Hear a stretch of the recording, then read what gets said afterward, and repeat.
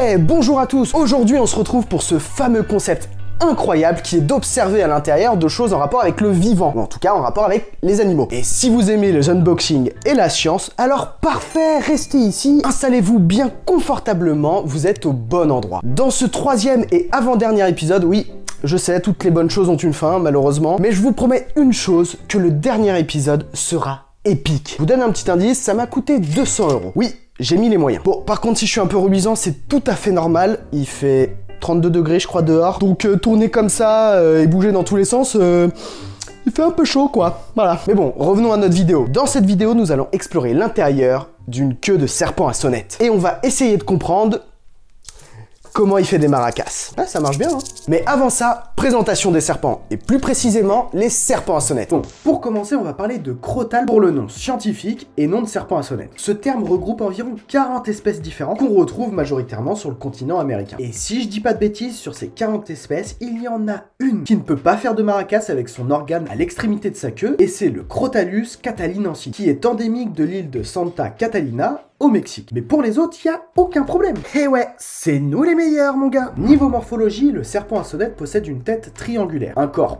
plus ou moins massif et des crochets à venin qui se logent au niveau de son palais. Selon les espèces, ils pèsent jusqu'à 12 kg et peuvent mesurer entre 45 cm et 3,50 m de long. Bon, bien sûr, tout ça c'est une description générale du serpent à sonnette. Chaque espèce au sein de cette même famille a ses petites différences par rapport à son voisin. D'ailleurs, dans la famille des crotales, vous pouvez retrouver par exemple le crotal diamantin, l'un des plus connus, le crotal du Texas, le crotal des bois qui fait partie des plus grands et le crotal cascabel. Bon, et bien sûr, vous vous en doutez, les serpents à sonnette sont dangereux à cause de leur venin. De nombreuses espèces de crotales possèdent un venin très dangereux. Pas tous, mais la majorité d'entre eux détruisent avec leur venin hémotoxique les cellules sanguines et tissulaires. En gros, vous pourrissez de l'intérieur. Allez, viens que je te fasse un gros bisou. D'ailleurs, selon la taille du serpent à sonnette, la quantité de venin injectée lors d'une morsure varie entre 0,05 et 0,4 g. C'est pas beaucoup, mais ça suffit pour vous mettre dans un sale état. Ouais, dans un bon gros sale état. Et puis le serpent peut aussi mordre sans injecter de venin. Il l'utilise principalement pour chasser ses proies. Bon, et un fait qui est moins connu chez les serpents à sonnette, c'est l'art du mimétisme. Ils sont capables de se confondre parfaitement avec les végétaux qui les entourent, ce qui lui permet de chasser plus facilement et d'éviter de fuir face à ses prédateurs. Bon, maintenant on en sait un petit peu plus sur les serpents à sonnette. Mais par contre, comment ils arrivent à faire ce bruit ?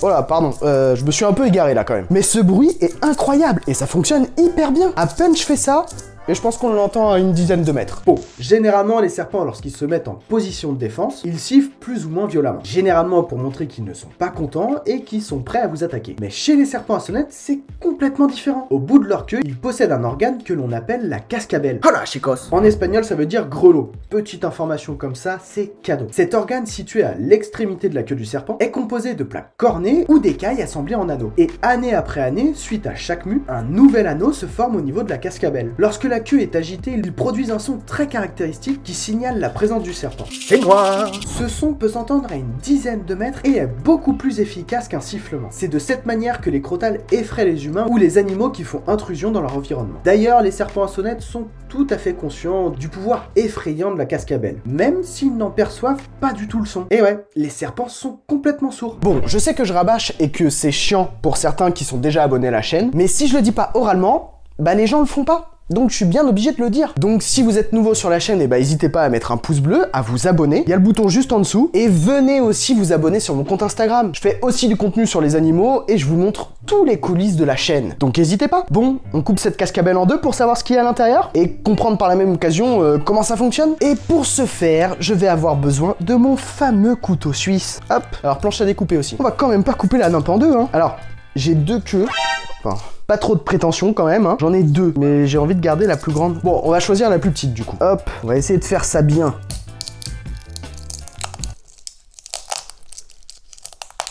Ça craque comme des cornflakes. Enfin, encore pire que des cornflakes même.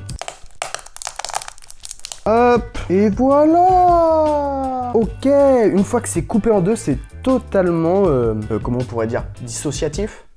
Quelle indignité. Bah du coup je vais démonter là, si j'y arrive, la queue entièrement sans la casser. Hop, Voilà. Et bah du coup, on peut voir qu'il y a plusieurs niveaux. C'est dingue comme truc. Et ce qui est encore plus incroyable que ça, c'est que c'est vraiment plusieurs couches superposées les unes sur les autres. Et entre chaque couche, et ben en fait, il y a un peu de jus, il y a un peu d'espace entre en fait. Donc du coup, je pense que c'est ce qui permet de faire des vibrations et donc ce fameux bruit quand le serpent à sonnette secoue sa queue. Et bah c'est tout à fait ça. Comme on l'a dit un peu avant, c'est grâce à leur mue que les serpents forment leur cascabelle. Les anneaux qui la composent sont en fait des restes de peau durcie qui recouvrent l'extrémité de la queue. À chaque mue, un nouvel anneau s'emboîte dans les précédents, construisant peu à peu les maracas du diable. Ouais, j'ai peut-être un peu exagéré. Bon, et comme on peut le voir sur ces images, la cascabelle est composée de plusieurs couches, avec chacune d'entre elles un espace pour être mobile et s'entrechoquer quand la queue est agitée. Non, pas de mauvaise blague là-dessus. Moi je m'en fous, je peux la secouer.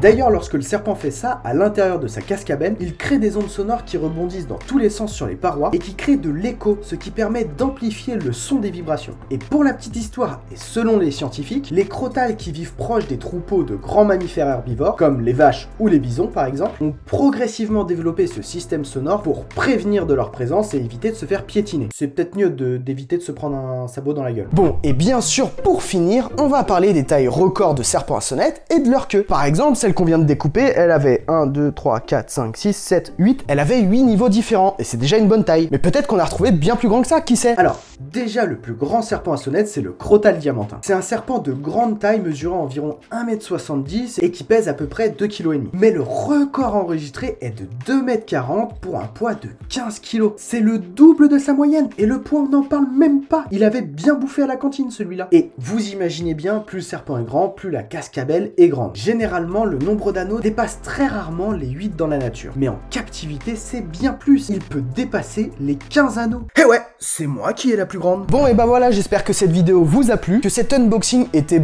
cool et sympa à regarder pour vous. Oh putain, j'ai vraiment chaud. Ouh, qu'est-ce qui fait chaud, 30 degrés. Pourquoi je tourne à ce moment-là, moi? Oh putain, vous avez vu mes cheveux. Première fois sur la chaîne qu'on voit mes cheveux. Et là, en même temps, j'ai trop chaud avec ça. Bon, pour ceux qui spéculaient dans les commentaires sur une calvitie, clairement, pas du tout. Hein. C'est même tout le contraire, il y a trop de cheveux. Mais bon, on va pas trop déconner quand même, on va remettre le bonnet. Mais bref, vous connaissez la chanson, si vous avez apprécié la vidéo, n'hésitez pas à mettre un pouce bleu, hein. Ça m'encourage et puis ça montre si vous avez réellement apprécié ou pas la vidéo, hein. Ça peut être possible aussi. Et puis n'oubliez pas non plus de vous abonner, vous pouvez venir sur Tipeee qui est dans la description pour faire un don, ou sinon, allez sur ma page YouTube avec le bouton rejoindre. Et bien sûr, on ne l'oublie pas, celle-là, partagez un max cette vidéo pour faire grandir la meute. Je compte vraiment sur vous. Sur ce, je vous laisse reprendre vos activités et n'oubliez pas que la curiosité est un charmant défaut.